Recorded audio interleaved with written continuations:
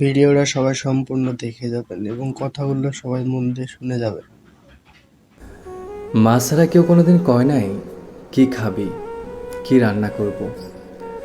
মায়েরা যে কয় আমি মইরা গেলে কেউ সাইরানা দামও দিবে না, এটা মনে হয় সত্যিই কয়।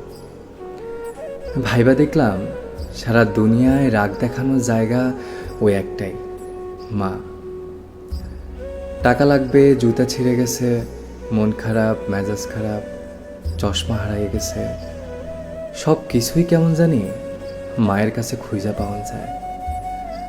আমার মাঝে মাঝে মনে হয় উপর আল্লাহ তো স্বরূপে দুনিয়ায় বিরাজ করে না, তাই আমার জগতে তার হইয়া আমার মারে পাঠাইছে।